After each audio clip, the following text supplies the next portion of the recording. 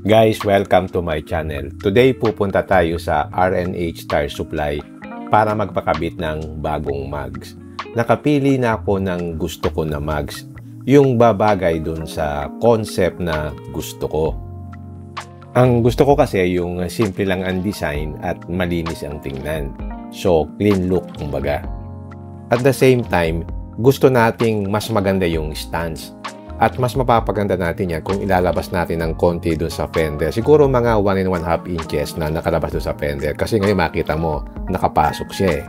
So, kailangan nating pumili ng mugs na babagay. Naghanap talaga ako ng specific specs na sa palagay ko babagay dito sa Raptor. Kasi gagamitin ko siyang daily driver for my office work na normally nagbibisita ako sa mga construction project sites ng office namin. So, sa pagpili ng mugs, dapat talaga pinag-aaralan mo kung ano yung gusto mo. Hindi yung pag nandun ka na sa shop, saka ka palang mamimili.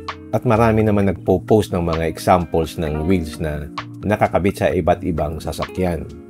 Ang ginawa namin ng anak ko, nag-research kami ng maigi. At naghanap kami ng mugs na pasok doon sa gusto namin na look. So, from plus 55 na offset, magne-negative 10 offset tayo. So, nandito tayo ngayon sa R&H Tire Supply. Ito yung ating paboritong tire supply na matatagpuan dito sa Quirino Highway, dito sa Novaliches, Quezon City. Marami kang pwedeng pagpilian dito. Merong Black Rhino, merong Fuel, meron ding VLF na sumisikat na rin ngayon. From may Terra, may Montero, and may Mazda 3, dito talaga ako kumukuha ng mugwheels kasi mabait yung may-ari at maganda yung service nila. Ang papalitan ko lang yung stock mugs. Gagamitin ko rin itong stock na tires kasi ano to, yung BFG na 285/70 by 17. So magandang brand yan. Ang kagandahan nito, hindi na ako bibili ng bagong goma. So una nating tatanggalin itong front tire. Para i-check natin, ilalagay natin yung bagong mugs, itetest natin kung sasabit siya pagka nag-full turn. Usually kasi kapag nagpalit ka ng mas malaking mugs o ibang offset, sumasabit dun sa fender. So, kailangang remedyohan yan. Dito sa case ko, magne-negative 10 offset tayo. So, lalabas ng konti yung gulong. So, I'm sure may kaunting sabit yan. So, kailangang ma-fix natin yon. Okay, tatanggalin natin yung tire sa stock mugs at ililipat natin yung tire pressure monitoring system na sensor. So, yan yung TPMS sensor na ililipat natin dun sa bagong mugs. Iiwanan na natin yung tire valve na yan at gagamit tayo ng bagong tire valve doon sa bagong mugs. So, madali lang tanggalin yung sensor. Meron lang diyang screw. So, pag natanggal mo yun, makukuha mo na yung sensor. So, ganito yung itsura ng sensor. Okay, ang ikakabit nating mugs, itong VLF SO2R.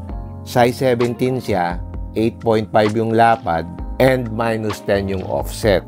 Kaya ako nag-VLF, subukan na rin yung mugs na to. Ganito rin yung nakakabit sa Mazda 3 ko. Ang nagustuhan ko sa kanya, magaan siya talaga. At usually, ang mga design ng VLF, malilinis talaga. Sa designs nila, ang top 3 na pinagpilian ko yung SO2, yung BDLF07, saka itong SO2R. Ito nga palang VLF is flow form. So, medyo magaan siya than the other mugs. But syempre, iba pa rin yung forge, just like the race. So, later on, i-check natin kung ano yung difference niya with the stock mugs. Kasi kung mas magaan yung mugs, mas magaan siyang itakbo and you also save on fuel. So, yan, binuksan na natin. Ganito yung packaging niya. Nakabalot siya ng plastic at sa unang tingin mo palang makikita mo na good quality siya. Ganyan ang itsura niya. Ang size niya is 17 by 8.5 and then negative 10 yung offset. Ang nagustuhan ko dito yung malalim na lip and then yung two-tone na polished lip at saka yung gunmetal na face. Actually, limited stock lang yung colorway na to. Buti na lang merong stock si R&H Tire Supply kaya in-order ko na kaagad. So, in-inspect natin para makita kung may damage o wala. At dito makikita mo na merong sticker to show na original siya. Ang initial impression ko dito, magaan talaga siya. Kasi nung binuhat ko, magaan siya eh. So ang ginawa ko, naghanap ako ng timbangan at gusto kong malaman kung ano talaga yung actual weight niya. So lumalabas na 11 kilos yung actual weight niya. And then tinimbang natin yung stock mags na mas mabigat definitely. Ang weight niya is about 14 kilos. So ang difference nitong stock mags sa VLF is 3 kilos. So mas magaan yung VLF ng 3 kilos kasi 14 against 11 kilos. Okay, alam na natin yung weight. Ang next step is kakabit na natin yung stock tire dito sa ating bagong mag wheels. Please note na yung ating tire, meron niyang red dot. Ano bang ibig sabihin ng red dot? Yung red dot, yung flattest part of the lowest point on your tire. Yung lowest point dun sa goma mo should always be adjacent to the highest part of the wheel na usually merong marker. For example, dito meron siyang yellow dot. So, yung yellow dot na yan, itatapat mo yan doon sa red dot ng tire. So, binigyan ko ng instruction yung nagkakabit na itapat talaga yung red dot doon sa yellow dot na nakalagay doon sa mag wheels para magkaroon ng uniformity doon sa match mounting. Kasi hindi perfect yung manufacture ng tire at saka yung mags. So, kailangan mabalanse yung weight niya. Kasi yung red dot sa tire, yun yung maximum radial force variation na should be aligned with the wheel assembly at the point of minimum radial runout. So yan, nakamount na yung tire dun sa mag wheels at kailangan na nating bombahan ng hangin. So ito yung sinasabi ko, yung red dot nitong tire nakatapat dito sa yellow dot nitong mag wheels. Okay, pahanginan muna natin. Ang tire pressure na pinakarga ko is initially is 35 PSI para mabasa ng maayos ng TPMS kapag nag-rolling na. So, check natin yung hub. Normally kasi naglalagay ka ng hub-centric ring para mawala yung vibrations or wiggle. Dito sa Ford, napansin ko lang hindi buo yung pinaka-ring na yan eh. So, sa iba kasi buo yan. Doon mo ikakabit yung hub-centric ring. So, anyway, in the future, depende kung magkakaroon siya ng vibrations. So, baka palagyan ko siya ng hub-centric ring. But, for the meantime, kabit muna natin yung mags and i-check natin kung anong performance niya. And you can also see here the quality of the weldings ng chassis ng Ford. And you can also see the prominent Faxiac suspension na merong canister sa baba. Okay, ready na nating i-mount yung unang gulong dito sa harapan. Ang purpose natin ngayon is to check kung may sabit dun sa full turn. And then, i-adjust natin itong sa may bandang fender, dito sa may mudguard para hindi siya sumapit. So, ganito ang itsura niya. So, i-full turn natin, yun o, medyo may sabit ng kaunti. Manipis na manipis lang. Kailangan natin mag-adjust dito sa mudguard. So, kailangan natin ipasok ng konti yung mudguard. Normally, ang ginagawa dyan, binabawasan yung plastic nung nandun sa loob, no, dun sa natakpan ng mudguard. Para matulak mo pa loob yung mudguard, para mas malaki yung clearance. Dito naman sa harap, malaki yung clearance. So, hindi mo na kailangang mag-adjust. Dito lang tayo sa likod mag-a-adjust. Okay, tanggalin ulit natin yung gulong para mai-balance na. So, pag na-balance na niya, saka natin ibabalik. In the meantime, while nagbabalance sila, i-adjust ngayon natin itong pinaka-fender nito. Okay, nag-wheel balancing na tayo. So, ang objective is mag 0-0 yung reading niya. So, mag-aag ka ng tingga para maging 0-0 para mabalance na yung iyong gulong. Makikita mo kung magaling yung nagbabalance. Kung konti lang tingga, nakukuha niya na yung balance. Kasi minsan, pagka hindi magaling yung nagbabalance, dumadami yung tingga. O yan, 0-0 na yung reading. So, balance na yung gulong. So, pwede na natin ikabit. Okay, balikan natin itong adjustment ng fender para hindi sumayad yung gulong. So, una, tatanggalin natin itong mudguard. Yan o, natanggal na yung mudguard. So itong part ng fender flare, medyo itutulak natin ng konti para magkaroon ng clearance yung mudguard at matulak pa loob. Ito rin yung nagustuhan ko sa Ford kasi malaki yung wheel well niya eh. Since negative offset tayo, kung sa ibang sasakyan, may BMC na gagawin. So yan, ina-adjust na ni Kuya yung sa part ng fender liner, saka dun sa may fender flare. So isa pa pala yun, kapag ka nagpapalit ka ng gulong at negative offset ka, may tendency talaga na sumabit yan. So wala kang magagawa dyan, kailangan talagang i-adjust. Depende pa rin talaga sa sasakyan kasi may mga sasakyan na malaki ang wheel well, meron namang maliit. So yan, na-adjust na ng maayos. Sinabi ko sa kanya na dapat hindi halata na in-adjust yung mudguard. Kasi minsan nagiging awkward yung itsura ng mudguard eh. At meron din pala akong nakasabay dito na nagpapakabit ng VFG KO2 sa kanyang Hilux GRS. Sa mga naka-GRS, pwede niyong gawin to kasi yung stock na mugs niya is okay din naman. Pag nilagyan naman ng KO2, pogi na rin siya. Okay, ikabit na natin itong ating bagong mugs. Nakahangin na siya ng 35. So, i-check natin kung may sayad pa o wala na. By the way, kailangan mo nga pala magpalit ng lug nuts kapag ka nagkabit ka ng mugs. Then, ikinabit na natin yung center cap. Pagkatapos, tinest natin kung may sayad. Wala na siyang sayad.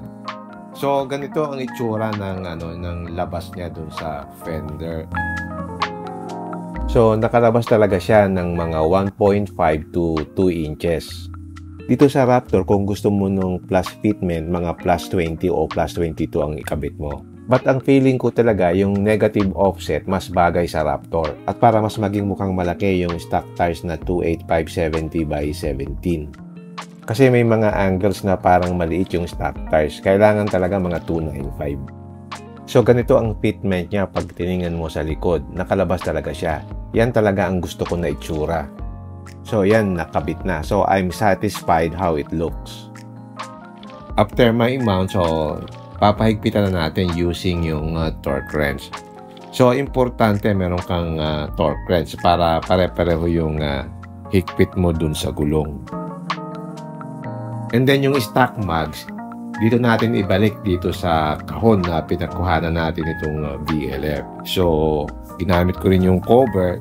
So, i-stack ko na itong mugs na ito. So, kung sakali magbagong isip ko, pwede ko siyang ibalik ulit.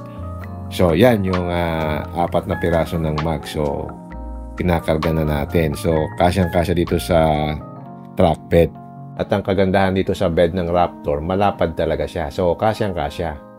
Okay, yan. Tapos na. Ilalabas na natin. And then, i-road test natin ng konti. I-check din natin yung TPMS kung gumagana. Pag tinanggal mo yung TPMS, magre-reset siya. So, kailangan mong itakbo uli para mag-adjust siya uli. So, yan. I'm very satisfied how it turns out. Ang napapansin ko kasi sa nagsiset up ng Raptor, usually rugged look eh. Pero, sa akin, gusto ko maiba naman. So, gawin nating medyo classy na may pagka-old school. For some, they won't agree kasi they would prefer yung rugged look. But for me, gusto ko yung mas malinis na look. So, okay, matapos makaikot, nag-adjust na rin yung TPMS. Okay na siya, gumagana na siya.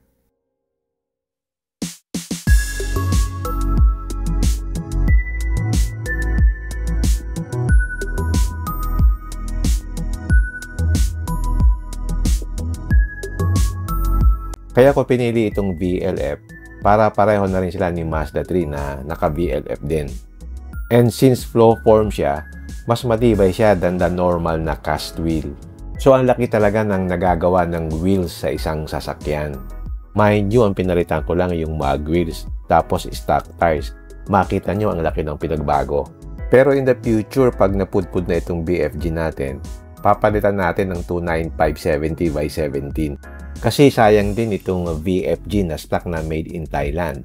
Ang cost nito is about 18,000 to 19,000 per piece. Ang gusto kong ilagay na tires dito in the future yung Toyo RT. palagay ko bagay yun dito sa SO2R. Ang price pala ng ganitong colorway na SO2R ay 50,000 pesos. Very reasonable na siya for what it is. Actually, pinagpilian ko din yung full polish na SO2R. Pero feeling ko masyado siyang classy sa karakter ng Raptor na rugged siya. And also, halimbawa yung offset na -10, sa Raptor, labas na yung gulong nun. Pero sa ibang mga sasakyan na SUVs or pickups like yung Fortuner or Hilux, mga half-inch lang ang labas nun. So, iba-iba ang magiging labas ng gulong, depende sa sasakyan mo.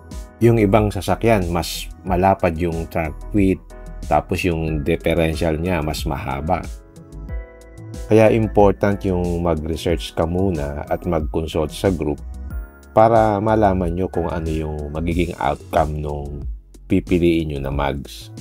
So, pinaka-importante yung fitment. So, mache-check mo yan kung may sabit o wala.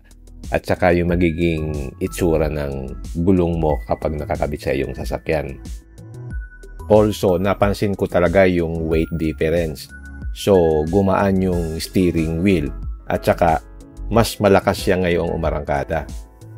Also, pagdating sa handling, medyo nag-improve siya. Mas stable siya, especially sa cornering, since lumapad na yung track width niya. Ang nakita ko lang disadvantage nito, mas lumapad siya lalo. So, malapad na siya, mas lumapad pa. So, mas mahirap na ngayon siyang i-park. Okay, if you like this video, don't forget to like, share, and subscribe. Until next time, see you again in my next vlog. Bye!